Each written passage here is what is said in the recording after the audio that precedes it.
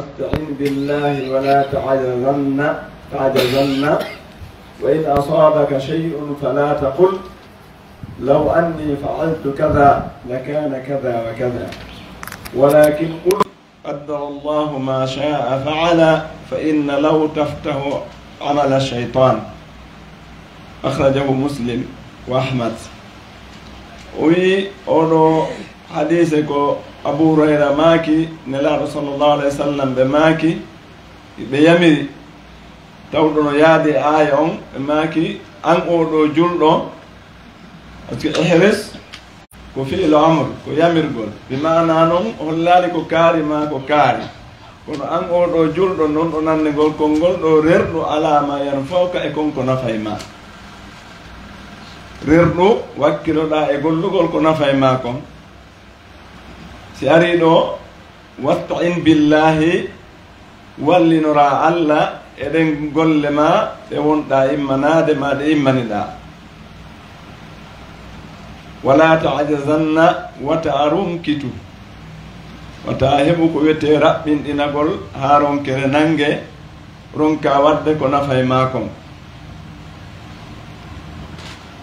e hoore ɗum no wawa immanoɗa golle ɗe miijiɗa nafete ronka heɓude ko ɗaɓɓuɗa kon ton, kono wa in asabaka shay'un fala taqul law anni fa'altu kaza wa kaza. si tawi ko immaniɗa kon wakkilɗa golluɗa kon a heɓay ton goɗɗum go o ko woni axe ko lowtodiri e ko wonnoɗa ɗaɓɓude kon, wa tawi a si mi waɗirno ni e ni haray no mi heɓatano ɗum ɗo ma ɗum ɗo heɓatalla. ɗen andi law on ka arata ɗon ko ɓuri kon fof haray ko hikki yeeso ɗon kon wigol si tawi mi wanno hunde kaari ko hunde kaari haray ko goɗɗum ko onti heɓi ton ko tata no ni sinimo ma imo heɓi ko soñjimo. ko ɗum waɗi so ini wa in asabaka shay'un fala taqul law, tindingol wigol wa in asabaka shay'un on ɗo si goɗɗum heɓima ton holli haray na ko weltini na ko onti wonno laɓɓude kon na ko falno kon heɓi. ko ɗum waɗi so inna law anni fa'altu kada wa kada, si tawi mi waɗirno ni e ni lakana kada wa kada, ko ni wonirayno. bi maana si tawi no mi waɗirno ni mi siltorno ɗe golle ɗo mi naɓiri ɗe no mi heɓirayno ɗo komi faala kon e komi faala kon. nelaɗo sallllahu alayhi wa sallam tindini ko honɗo julɗon duwa wadde e maki walakin qul wi'u qaddara llahu ma sha'a wa ma sha'a fa'ala. allah hoddiri koko o faala kon kadi ko ɗum o huwata o huuwi kanko allah subhanahu wa ta'ala. allah subhanahu wa ta'ala fiisi goɗɗo immanike faale makko ma o immanike moƴƴere ko allah subhanahu wa ta'ala hoddiri kon ko ɗum ɗon wawata yahude, ko ɗum ɗo wawata gasude. si tawi allah no hoddiri ko immani ko yo gasu gase, si tawi allah hoddirali kadi wawata gasude, saabu ko hakkilare makko nden ma tennare makko nden ma kala no gerdir ɗum ɗo noon koye kala ko immante ko. waɗi nelaɗo holli ko allah woni hoddirde ɓe maki fa inna law, wigol law on si mi wanno ni e ni taftahu amala cheytan, ɗum ɗon udditayi dambugal e golle seytane ɗen. haray seytane heeɓi ka golla tawi tumonti si tawi mi waɗirno ni si meni andi ni se fuɗɗike arde seytane heeɓi ka sora ɗon sowon sinam hande kadi na ko ɓay a wattitiri ni ɓa waɗitini. oyi fi sahih ay fi sahih muslim ihris alhirs huwa badlul juhudi wastibrahu lwus'i, ko wiyete ɗum werɗu ko wiyete ihris on ɗo ko wanjugol tinnare e ƴettugol tan mo mari on yaajuɗo gollitira on ɗon e hunde nde faala heɓude. ko ɗum waɗi so o wi'i alama yanfa'uka e konko nafay ma, yani fi ma'ashika wa ma'arika, e gurdam maɗan e kalahira ma. neɗɗanke ko ɗaɓɓata ko piiji ɗiɗi wano ardi noon ka alqur'ana ɗinɗon ɗiɗi o seedata e ɗaɓɓugol ɗi so tawi ko ɗaɓɓo o ko nafa ɗum ko yo ɗaɓɓu ko nafatamo ka adna makko ka gurdam makko, o ɗaɓɓa kadi ko nafatamo kon ka ruttorde makko so ruttiki kalahira. samna aya qur'ana on no holli en o wi rabbana atina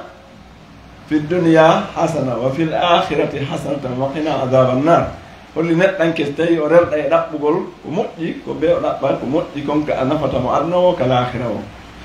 ɗe moƴƴere e yani nafa adna on e nafa lahira on kanƴe ɗiɗi ɗi waywa plus e moyen ɗi seedata.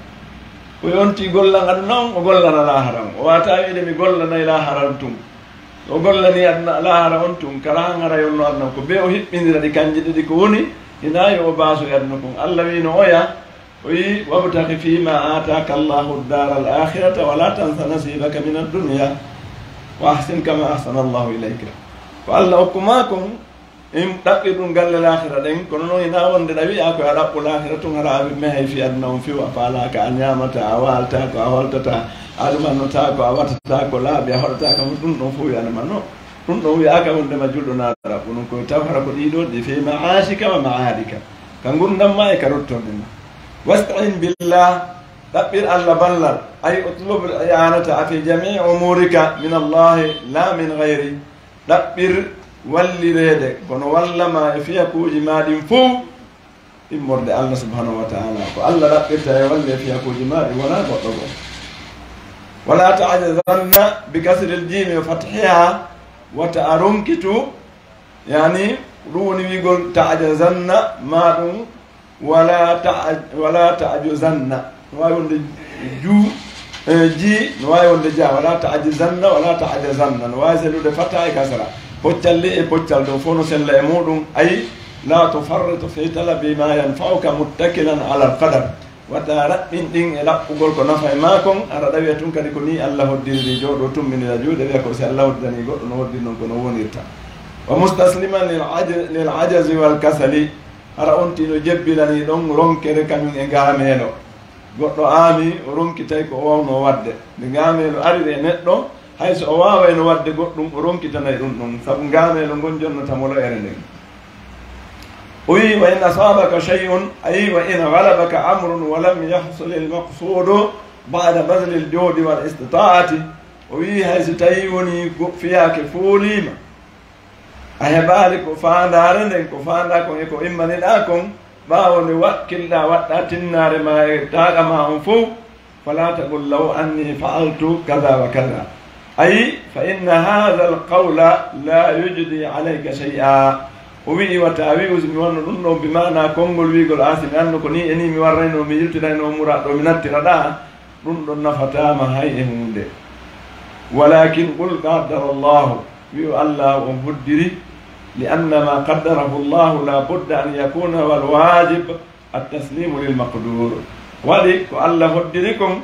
feere wo ala ɗum ɗon wonay goɗɗo wawata ittude koddoroye Allah subhanahu wa ta'ala waɗɗi kon e ɗum ɗon ko jebbilanagol koddoroye on mo Allah hoddiri on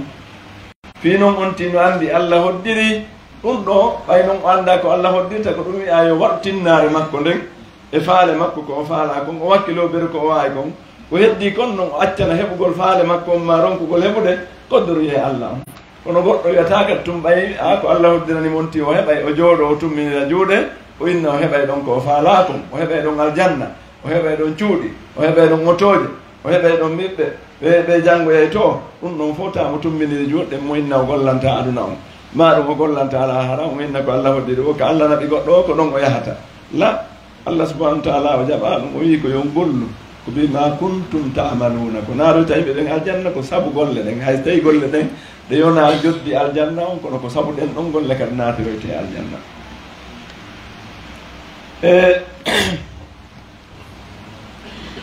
o wi fa inna lahu taftahu amala cheytan wigol sinno on ɗum udditay golle cheytane ay lima fiha min alta'assufi ala ma fata wa tahassuri wal husni wa lawmi alqadari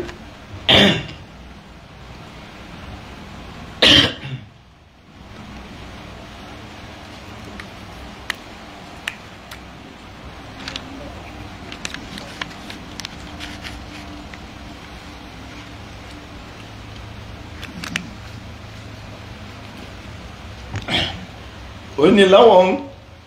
uddite golle cheytane lima fiha min at-ta'assufi ala ma fata wa tahassuri wal hudni wa lawmi al-qadari o wi gol ɗum gol udditay ko waɗi si udditi golle cheytane par ce que noye mum sunagol sunoro ko feƴƴi cheytane si heeɓi ɗon kañum e ninsugol ko waɗani kañum e sunagol kadi fela koddoriye on inna a si waɗiri ni si waɗiri ta noon ko koddoriye on adi ko ɗum waɗi nde on ti waɗiri ɗum ɗon haray cheytane kadi heeɓi laawol ka ukkitoro o sowon sinamo noon o ɓurta mo noon muusinde wonkinkin o ɓurta mo muusinde ɓernde nden o inna ayi tawino a wattanno yiɗi a waɗirno ni eni hannde kadi o heɓa toujours ko tatano muusde mo ka wonkin makko sabu ɗe golle ɗe waɗi tawa ɗum o yejjitiɗen noon ko koddori e Allah madama ko moƴƴi o faalino koko nafata o immanino si tawi woni o heɓori toon goɗɗum yo anndu ko heɓori toon konko moƴƴere makko nden noon samna ɗum ɗon haray ko Allah hoddiri ko Allah hoddiranta ko jiyaɗo makko on koko moƴƴi o hoddirantama ko boni المعنى الإجمالي للحديث يأمر النبي صلى الله عليه وسلم في هذا الحديث بالحرص على النافع من الأعمال والاستعانة بالله في القيام بها وين لا أنه يمر دوادي سنورير نقول أنا فوريجي مرتي قوليجي واللي نقول الله إدارنا قول إن قوليجي هرا أنتي إنا لوندما كدول من أنتوني هولورده كبه أو هولور الله سبحانه وتعالى ربنا الله بلل eɗen golle ɗe o immanade watarqubi samaratiha wa yanha anil ajazi li annahu yunafi lhirsa ala ma yanfau on tigi nde o ɗaɓɓiri allah ballal yo wallumo ɗen golle o habbito noon dimɗe ɗen ɗon golle ko wona noon ne laaɗo no haɗde kadi wigol mi ronkiti yandi ɓay mi immike mi etike ha wawari gasude yo mi accirni ɗum ɗo ala gasude ko waɗi ɗum ɗon no riiwi rerɗugol ngol e gollugol ko nafata ɗum noon nelaaɗo ko ɗum aɗi yamide ɗo ko ihris ala ma yanfauka o wi walamma kana al insanu mu'idan lil masaibi fi hadi dunya umira bisabri wattahammuli wa adami talawumi bi qawli law anni faaltu o wi nde tawde neɗɗanke on no weeɓitani heɓugol masiboji heɓugol ko muusata ɗon ka wonkin mum ɓay masibo ko ɗiɗi imma ɗaɓɓugol goɗɗum ha heɓa ɗum fuuto on tigi ma ɗum ɗaɓɓugol ron ka heɓude immano yangano ha ɗum ɗon fof konti masibo sabuna fof ko muusinta e wonkin kin ɗum noon nde tawde neɗɗanke no weeɓitani ɗum daiman ko ɗum waɗi si tawi o yamira muññagol e ronditagol kala ko heɓi e sattede e o alhaali makko ɗo ko woni immanade ɗone fi hon ɗum hara o wonali e felitagol o wiya so tawino law annani faaltu kada ay so tawino min mi waɗirno ni law annani taraktu so tawino mi accituno li anna dhalika la yujdi shay'an maa annahu yaftahu ala al insani thakratan li aduwihi shaytan o wi ɗum ɗon nafata hay fus fi hon ɗum ko waɗi kan ɗum ɗon neɗɗanke on so tawi woni o waɗi ɗum udditanaymo dambugal e yolnde nde tawata gaño makko on cheytane heeɓi ka naatira ay allah yetike en wondema cheytane ko geeño meɗon inna cheytana lakum adu fattahiduhu aduwa ko gaño moɗon joguitemo ko gaño allah subahana taala laaɓani en pos ɗum noon kala ka tawɗen en heɓay jolku ka tawata oɗo gañum en yuriray o naata koyo neɗɗanke o reenoy ɗum ko ɗum waɗi so o yeeta yo muñño masiboji ɗin e sattindeji ko heɓata kon e ko faɗata faaleji makko sabna seytane koye ɗin ɗon laawi rewrantamo ko faaleji makko imma so o heeɓi ɗi ma ɗum so o faɗiɗi ko ɗon seytane ɗaɓɓata jolkum o tawata ɗon neɗɗo on so o darni suudu o waɗay ko watte kon fof hay fineteɗi kam acci ɗon o ette o waɗa fof falirɗe o waɗa soka o ɗumanno piiji ɗin fof fi honɗum wata goɗɗum iwre yasatamo nder ton ko wono noon kadi o duwa fermirde dambu koye toso koye fof kum sewi kum sembi hara o yawita kum fiita seytane yurnor ɗon hena fi o naada honnu ndum hena fi o naada jungo mum hena fi o naata nder ton o tamo joni noon kala dambu ko wono wigol law ɗo gasa goɗɗo yawi to ɗum ha ɗum wigol tun si tawno masi ɗumanino kono seytane kañum so heeɓi jolkum gokku tun ni hara o heeɓi dambu kon ka o naatira nde taw ɗon accata hendu ɗum heeɓa hay ka naatira hay nguleli ko ɗuuɗi wo en ferma e fof fiita goɗɗum iwyas tawa en ka cuuɗi meɗen ka gurdam men ko ɗum woni kadi haalɗen fermirde dambu koye toso koye fof e jol koye toso koye ka seytane natiranta ɗon neɗɗanke on hara o wawata hewtude en sakko o sowon sina en sabna si seytane fuɗɗike gokkun ni naatude e goɗɗo yani o fuɗɗani o heɓanimo jolkum ka o naatira ko si allah faabike mo moƴƴawɗaɗeta sabuna ko gokkun o puusirtamo gokkun o puusirtamo ha tawa hande kadi alaka o fuuto seytane ta o lannimo huɓitude kanko o heɓu tun gokkun ka o fuɗɗora e o wi yadkhulu alayhi minha fa yuhsinuhu seytane naatira ɗon e kunjol kun ɗon nden o suninamo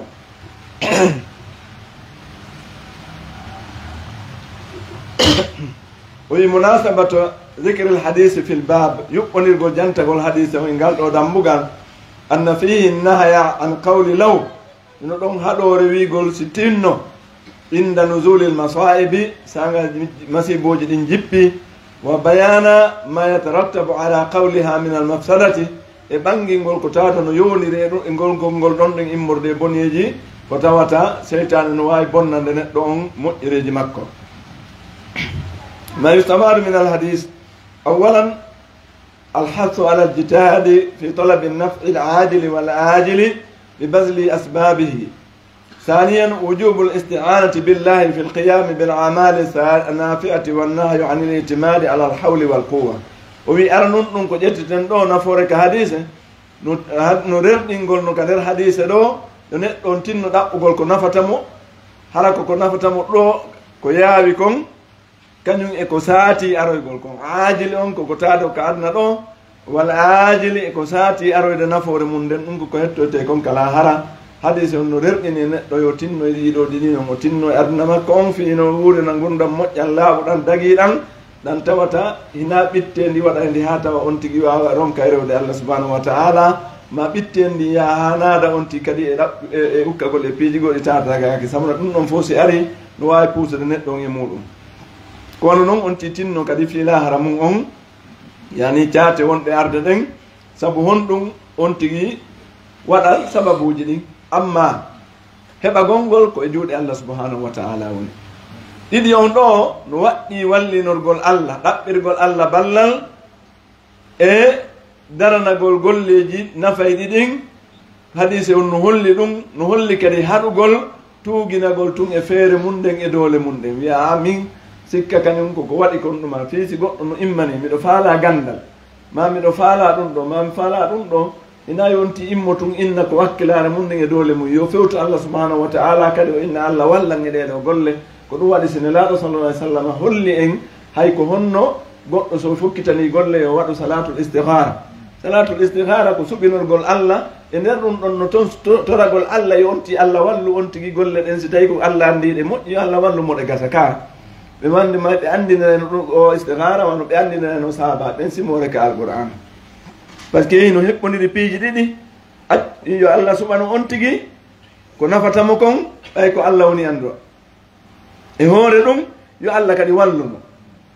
kono waɗi so ontine allahumma ni astahiruka bi ilmika wa astaqdiruka bi qudratika ilmu on ɗon ko kanko andi ko nafata ko yo suɓano astahiru bi ilmika wa astaqdiruka bi qudratika miɗo ɗaɓɓiri balle maɗen e kawti kattanɗe maɗen ka woni wawɗo kala hunde wallan e ɗum ɗo ko ɗum waɗi so wi ka lannode allah si tawi ɗa andini o fiyaku ɗo hayrulli fi ajilihi wa ajilihi faɓudurli faɓudur on ko talab ɗaɓɓugol allah yo wonti allah hoddiranmo ɗum ɗo yo ɗum ɗon gaso isan no holli en ka hadisa ɗo wondema ina yonti immo tun kadi darano golle ɗe kala ɗe o darani o hoolo bawɗe cellal makko ngal e ƴoyre makko nden e kala bantako makko ngun ko yo toro allah e nder kala ko immani yo allah wallumo ɗum ɗo moƴƴa si allah tawi no hoddiri ƴeyi moƴƴa siko aksu mum kadi ko tori allah kon allah nattironayi mo nokku goo kono allah yeɓata to rande o wi tati on annahyu an il ajzi walbatalati wa ta'til al asbab no holli ɗo kadi ka hadise haɗore no ari haɗugol ronkitugol goɗɗum goɗɗo innami ronki mi yehi ha ɗo mi ronki la yo on tigi wakkilo fanni mo mari cemɓe mo mari mo yiide laawol ka o jokkirana ko moƴƴi ko o jokki ko yo wakkilo toro allah ballal ko e nder ɗum allah hewtinoytamo ka o ɗaɓɓata toon ɓe wi'i man daqqa wa lajja walaja kala nemuɗo konkude o duumi ɗon mo konko ñande goo ɓe udditanaymo dambugal ngal o naata feere waala ko wiyete batala ko somage neɗɗo wata o jaɓu wonde somerjo fi aduna makko on e fiila hara makko on somer yagal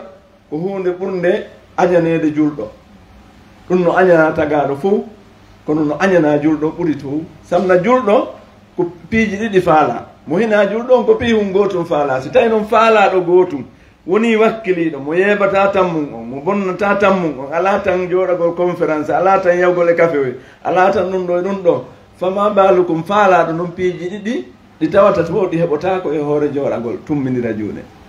faalaɗo gurdam moƴƴan ka aduna o wata tumbinirde juuɗe ɗum artama ɗon mustahil ko wona noon faalaɗo lahara kan itti e sikke ko ɗum waɗi docteur Yusuf al-Qaradawi rahimahullah o maaki e deftere makko alwaqtu fi hayati l muslim woni wo julɗo on no julɓe ɓe wayi wasi ɓe jayti andude valeur tam maɓɓe on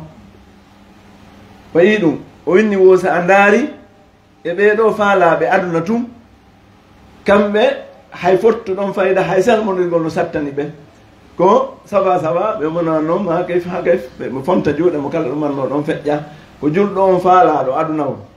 faala lahira o ko ɗo tawata no jooɗi leer goto leerɗiɗi leer tati ha yeeso tawa hay hunde o ala wadde hina o janggay ɗon wona o juulay ɗon wona o ɗaɓɓay ɗon artike ko kadi julɓe ɓen ɓurta yiide ɗum ɗo joni noon si tawi noon wonti faalaɗo ɗum ɗo jooɗike o naɓi tan on e hoore tan goɗɗo on no riisi no hitti ɓuri ko sikketen kanŋe no hitti kala wi'aɗo ɗo yo ƴettu kanŋe makko ɗen kuntum kanŋe kon o mari ko kum fanɗi o ina ayanni ko ɗum watta ɗum hino no fanɗiri ɗo ni bogii ɗum ina kisan a feeti ka a feeti jetta kanŋe ɗe mi bugo e jeka o mawnini valeur kanŋe makko ɗen kono yaha tawa himo bonnatan makko on e kafe mum imo jooɗi mo tinda ɗon leer ɗiɗi feƴƴiramo ɗon leer tati feƴƴiramo ɗon hay wakkutu feƴƴiramo ɗon o juulaali o ƴetti valeur kuntum kanŋe kon o feƴƴini valeur kun ɗon o towni valeur kun ɗon on ɓay ɗon ɗon ko seeɗi ɓuri tan makko on e hoore o tan makko ɗo ko kontaɗo eɗɗaɗo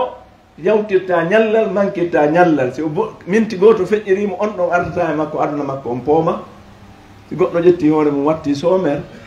haray o anda haysi ko 1000 francs goɗɗo wiya yo bogo ɗo wiimo yo bogo mo lanto on si on feeti tawa noon on 1000 francs eɓɓidirtaki e seconde makko goto mo woni perdinde tan seconde goto eɓɓidirtaki hayko 100 000 hay ma ko 100 millions eɓɓidirtaki e seconde neɗɗo on goto o seconde ɗo yo taw neɗɗo gurda neɗɗon ko piiji tati duwa wonde ɓiwum ara noon ko wimo ɗaɓɓude gurdam makko ɗan immum ko mo ɗaɓɓude lahara makko on tata ɗum ko himo fowtinde ɓanndu makko ɗum ko hakkunde ɗi ɗo tati kono ɗum ɗo fof hina yahugol jooɗo e kafe mum ma yakata to ena yo mbooɗi tinda ɗon taala ɗon ko ɗon ɗum ɗo fof heɓoto simo jooɗi ɗon ɓanndu ɗum fowtako si tawi mo ɗon haray wala ɗaɓɓude ɗon gurdam makko ɗon simo ɗon wala ɗaɓɓude lahira makko on ko hasi ko ɗaɓɓata ɗon ko on ɗum hay so ɓay lahira ko lahira bonɗo ɓay ko joore e wolugol ko ala ɗum e laawol ko ɗum ɗon hawrata e neɗɗanke on ko ɗum waɗi ko wiyete ko batala ko hunde hulɓininde hunde kanude ko nden kadi ɓuri naɓirde leyɗe yaade ɗen ɓaawo fof ɓaawo ko wiyete ko batala chômage jooɗagol watta hoore mum sommaire ayi ay buyno jooɗi ɗo sani kon e golle ala hara ko hombo neɗɗo wawi wurde ɗo tawa o mara hara o feƴƴi heɓgol golle mum kon wawi gollude no wawi wonde par ce que so ala wawata gollude ɗa tuusude ɗum ɗo a wawata ɗo waɗde ko annama kono himo wawi ɓete janggude ɓay o bumiɗa imo wawi janggude ko woni janggude ɗon kon na golle imo wawi juulde konko won juulde ɗon na golle kono so goɗɗo ni golle ala yo innu kam o faalaka golde kono tagaɗo manquirtake golle ko ɗe manquiri telenɗa no woɗɗa ka o gollira si ɗe manquiriɗa no woɗɗa ka o gollira ko ɗum woni waɗgol ko wiyete chômage wa tatil e al asbab ɓolɗina sababuji ɗi on ti yimmantunoɗin fof rabian isbatul qada'i wal qadar no ɗo holli ka hadisa ɗo kadi tabintingol ñawore allah nani koddere makko on wa annahu no ɗum ɗon la yunafi baslul asbabi wa sa'yu fi talabi l khayrat wondema ɗum ɗon riwata wanjugol sababuji ɗin mbi mana immagol ƴetta sababuji ɗin yaha e ɗaɓɓugol moƴƴereji ɗin fi yonti no tabintini wondema ko allah hoddiri kon e ko ñaawi kon ko ɗum wata wonde ɗum ɗon bonnali yonti immo nanga laawi ɗi waawi ɗin fi yo heɓu ko ɗaɓɓa kon hamisan wujubul sabri ala inda nuzulil masaib no waɗɗi kadi muññagol sanga masiboji ɗin arata e neɗɗanke ɗum no holli wondema ta onti heɓu ɗum o wona e gusitagol o wiya somi wandu ni somi wattirno ni sadisan annahyu an qawli law no holli ka hadisa ɗo kadi haɗore wigol a sinno si tawi ɗum ɗo waɗirno ni ala wajhi tasahhut inda nuzuli l masaib wa bayanihi mafsadatiha o wi law on ɗum ɗon ko hara ko e noone tikkintinagol monano hoore mum saga ellaji ɗin ari e hoore ɗon no hadis bayani on hadise no ɓangini ɗo kadi boneji ko arta e ɗum ɗon kon sabian attahdiru min kaydi cheytan no holli ka hadise ɗo rentingol kadi jamfaji seytane ɗin pewje seytane sabu no seytane so immike o ɗaɓɓana e neɗɗanke on peeje ɗen fof no natirnamo. bab annahyu an sabbi rih, dambugal haɗugol fi yennugol ko wiyete kon hendu. ɗen andi hendu no mari nafoore molanande jangayɓe ɓen fi weeyo ngon ɓe janga Allah subhanahu wa ta'ala no joopi fopp ka alquran fop no woodi keneeli goo ko ɗi wonɗen foofude ɓena ɗum oxygéne on ko foofeten kon. no woodi keneeli goo ko soggayɗi duule ɗen si tawi duule ɗen immi keɗa ndiyan ɗan ɗumanni ke naɓiraɗa mooɓidira duuloy koye fiyo ndiyan ɗan yaaruka ɗan duwa ɗon ɗan saaƴa ɗum hendu no woodi. no woodi keneeli goo kañum kadi ɗin ɗon ko halkay ɗi yimɓe yedduɓe ɓen ɗi woni on feƴƴirno noon e yimɓe goo ko annduɗen kon. no woodi keneeli goo kañum kadi golle majji e nder ndu henndu ndu wonɗe yidenen fof wiyen henndu. no woodi goɗɗi ko foƴƴingol ko tawata kon e fiini leɗɗe ɗen fiini ko ɗum waɗi si ɓenni wondema leɗɗe ɗen no mari gorum no mari deyum. Allah subhanahu wa ta'ala wi inna arsalna riyah lawaqih, min ummi min wurta e keneeli ɗino tawata no foƴƴina yiyay leggal ka ɗu ndusan ɗo ko gordu ndu ɗo ko ndeyru si fiini noon joni henndu ɗum ara piindira ɗum ɗon wano getto dontore piirta gettogal neɓata foƴƴi leɗɗe tawɗe ɗen ko goral tum ma ko deyal tum ɗum ɗon rimata hay e funde ko ɗen ɗo wonta leɗɗe aadiɗe watarimude. Allah subhanahu wa ta'ala no joppi ɗum ka alqur'an ɗum ko gantin ɗo si an so on kañum yiiti ɗum ɗon andi jaka qur'an o woli no fi mum e duuɓi fiɗɗuɗi neɓuɗi. isan ɗum noon no ari ka dambugal ɗo haɗore yennugol hendu. o wi an Ubay ibn Ka'b radiyallahu anhu anna rasulallahi sallallahu alaihi wasallam qala, tuttinama Ubay ibn Ka'b oɗo maki nelaɗo maki, la tasubbu riha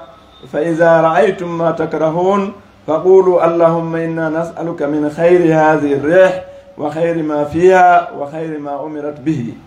o wi nelaɗo maki wata on yennude hendu ndun so yii ko tatawe laali on e nder ko hendu ndun addi e piiji goo liɓo leɗɗe ñorto cuuɗi ma ko nandi e muɗum suguɗin piiji.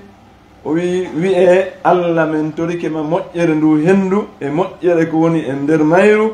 e moƴƴere ko ndu yamirayo ndu yahu e mum kon. wa na'udhu bika min sharri hadhihi ar-rih wa sharri ma fiha wa sharri ma umirat bih. o wi Allah men muulurima immorde e bone nduɗo hendu e bone ko woni e mayru kon e bone ko ndu yamira kon e muɗum. sahahu Tirmidhi, imam Tirmidhi wi hadise on no selli. o wi munasabatu hadha al-bab li kitab at-tawhid, yuɓɓodirgol ngal dambugal ɗo deftere tawhid nden anna sabba rih sabbun li mudabbiriha wa huwa Allahu ta'ala. o wi yennugol ri e hendu ndun ko yennugol on eɓɓuɗo hendu ndun eɓɓi laawol mayru on hollino ndu yarata noon kadi ɓayna kayru tagi hoore mayru, wona kayru kadi woni naɓude hoore mayru, ko taguɗon ndu on woni ndu imminde. so imminindu kadi ko kam inni ndu yaara ɗon ndu yarata nokku gotana kam imminin ɗon ton ko hombo ko Allah subhanahu wa ta'ala woni wadde ɗum ɗo. li annaha tajri bi amrihi fa sabbuha mukhillun bit tawhid. o wi hendu nun ko woni dogude koye yamirore Allah e fi honɗum si tawi o yamirindu yo ndu yaaru ka nafirta ɗon ndu yahay si tawi o yamirindu yo ndu yahu kadi ka ndu bonnirta ɗon ko ɗon kadi ndu yahata. joni noon yennugol ndun ɗon hendu ko ndu kayru ko ndu wona ndu nelede waɗine haray ɗum no wayi wa yennugol nelɗo ndu on. si tawi joni goɗɗo imminiɗo paykum muɗum yahu ka kaari inna yoɓe walla hunde kaari yandi masalan o immike o yahi o inni a mawɓe ɓen nelilan yo waɗam ɓe hunde kaari yon walluɓe ɗum ɗo yon luɓɓe ɗum ɗo ɗum ɗo on ti a wus min mi gaynantaɓe ɗum yandi ɓeno soñji panɗi paykum kun ari yettini ɗum e mawɓen ko ɗum ɓenta ɓena na an wi a wus ko min nulɗo ma on wi a wus ka est ce que si minulano o wiyatanoma wus kadi haray ko ɗum nandi e mum par ce que ko oya wi wus kon ko honɗum o hikki ɗon ko mironkaniɓe ɓe no soñji panɗi donc andi wus on ko honto yaari ko ka nulɗo on ko on ɗon wiya ronkanama isan na yaha nulaɗo on yeehi ɗum ɗo ko misal tun ko ƴetten no taala llahu عن المثل الله توي جايك أوبيري مثال كونو كو بان ديرغول تونو حق اللي دن ياوا جيتيده فياك كو ونا يوتيدكم وي التراجم أبي هو أبي بن كعب بن قيس الأنصاري سيد القراء شهد العقبة وبدرا والمشاهد كلها قيل مات في خلافة عمر وقيل في خلافة عثمان سنة 30 من الهجرة رضي الله عنه وينو أبي أودو كو أبي بن كعب لولو دون أندا دون بيتو قيس الأنصاري أودو كو جيادو يكوهو بجانغو ببين كجانغو بالقرآن إذا عندي رواية أبي نودي ورواية حفص نودي نندو أبي نجيا إكرامكو موبي hay jogitinoɓe duɗal tafsir ngal ɓayne laaɗo sallah sallam feƴƴini ka sahaba ɓen sahaba ɓen ko ɓe tato joginoɗuɗe tafsir en ko Ubay bun Ka'ab no Madina kañum e Abdullah ibn Abbas no Makka Abdullah ibn Mas'ud radiallahu anhum ajma'ina no oɗen Irak ko ɗe ɗo duɗe tato wonno duɗe mawɗe lolluɗe ɗen ka tafsiru qur'ana ka jango firtoɓe alqur'ana ɓen ɓayne laaɗo sallllahu alayhi wa sallama feƴƴini fewno ka sahaba ɓen oɗo ɓe wi shahida al aqabata wa badran wal mashahida kullaha o tawano ɗiɗo yani piiji ɗi tawata waɗi e feenelaɗo sa sallam arnum ɗum ko bayɗodirgol aqaba on himo tawano ɗon ko wano noon o tawano kadi gaswatu badri on o tawano kadi hasuwaji ɗi tawatanelaɗon tawa ɗin ɓe wi'i ɗi fof wano wi'ira noon ko woɓɓe inni o feƴƴini fewnol so lontal seydna omar bun khattabe radiallahu anhu woɓɓe kadi wi ko fewno lontal seydna ousmane radiallahu anhu woni ko feƴƴini hitande fergo yarata duuɓi 30 ɗum andi ko ɗum woni ko duuɓi nogay o wurti ɓawnelaɗo sallllahu alayhi wa sallam ɓawa ɓe feƴƴini annelaɗo ko duuɓi 10 fergu ngum ɓe wuuri madina kanko kadi o wurti ha ka fergu ngu yarata ɗum duuɓi 30 ko fewno ɗum o feƴƴini kanko kadi o wi la tasubbu reha ay la tastumuha wata on yennu ko wiyete sabbu e chatmu ko hunde wotere ko yennugol wala talanuha liluhuqi dararin bisababiha wata on yennu ndu huɗon ndu sabu fi indu addi waɗi goɗɗum ko tata lorray on tawa ko sabu ɗum ɗon huɗirton ndu fa ida ra'aytum ma takrahun ay min arrehi imma shiddata harriha aw bardiha aw quwataha o wi so yii ko añu ɗon o wi honɗum ko honɗum woni ma takrahuna on ɗo immorde hen ɗum ko yii e mayru ko tawata ngulendi mayru on no tiiɗi ɓayna ye ndu henndu no wulini nani ɗum ɗo a sikkay ko yiite woni arde ma ɗum ɓuuɓol ko ndu addata kon ma ɗum doole ko ndu ardata kon ndu bonna piiji o wi fa qulu allahumma ila rujuun ila haaligiha ko ruttagol nelaɗo yamiri en yo rutto e taguɗo hendu ndun on ومدبرها بسؤاله خيرها hollugol wonɗo eɓɓude fi mayru on ko kanko tagindu toroɗen mo moƴƴere ndun ɗon hendu o wi ko ɗum ɗo woni ko julɗo yamra o toroɗe tore kadi honɗum wa dafɗe sharriha yo Allah sakko bone mayru on ko ɗum ɗo woni ko julɗo on yamira المعنى الإجمالي للحديث ينهى صلى الله عليه وسلم عن سب الريح نلاɗo no haɗude fi yennugol hendu ndun لأنها مخلوقة مأمورة من الله waɗi hendu num ko tagano ko wonandu yamirede immorde ka Allah fa sabbuha sabbun lillahi wa tasakhutun li qada'ihi yennugol ndu ko yennugol Allah ko hoynugol Allah subhanahu wa ta'ala ko ɗum woni ko tikkintinagol tikkinni wonande ñawore Allah nden ثم أرسل صلى الله عليه وسلم إلى الرجوع إلى خالقها بسؤاله من خيرها والاستعاذة به ومن شرها وي نلارو تندني بهولي ko yonti rutto faade e taguɗo hennu ndun on ruttora e makko hunɗum toragol mo moƴƴere mayru e molorgol mo bone mayru lima fi dhalika min al ubudiyati lillah ta'ala wa dhalika huwa halu ahli tawhid sabu noye ɗum ɗon wigol Allah ko an jeyi ndu ko an wawi ndu ko an neli ndu ko an tagi ndu ko ni min torikima moƴƴere mayru on ɗum ɗon no holli wondema ɗum no nder ɗum wonde maccinɗinanagol Allah subhanahu wa ta'ala hollugol wonde ko Allah jeyi ɗum ko Allah jeyi hennu ɗum ko ɗum ɗon kadi ko noone e dewal ɗum noon no ɗon ko ɗum woni alhaali yimɓe tawhidi ɓen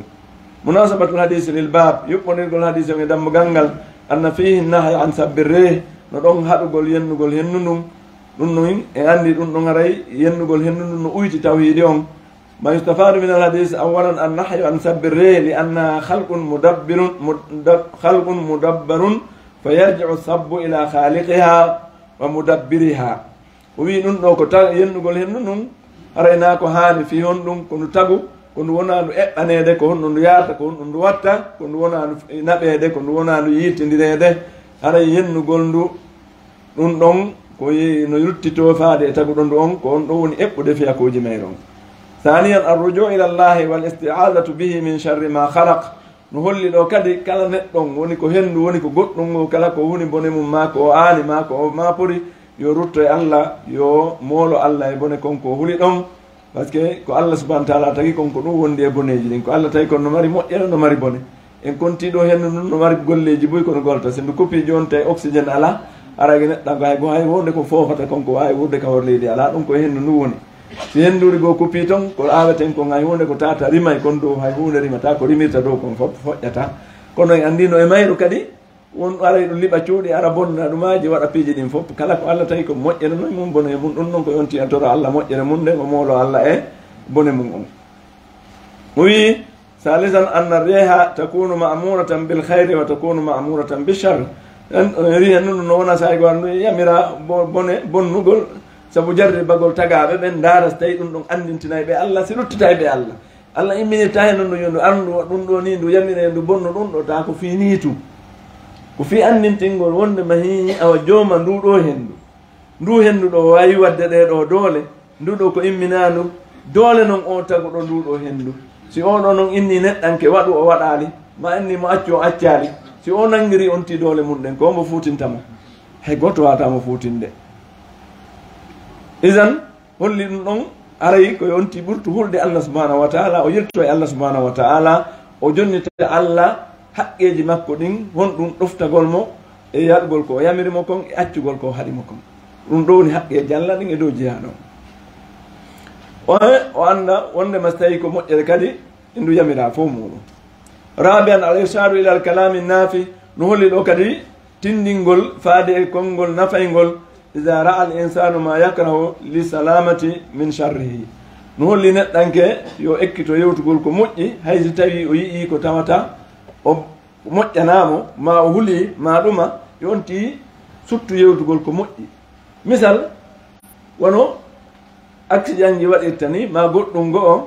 نوادو جوني otowa roggo rogganno ɗo tun goɗɗo fuɗɗo yennude toon yenna sofer ɗumanno singal ɓe wos ɗon onti maayi o maayi mo yennude mo wadde ko boni si tawi woni o woti konngol moƴƴo worgo warga en mannike tun la ilaha illallah muhammadu rasulullah wos on tima yori ɗon ko ɗum o sakkitori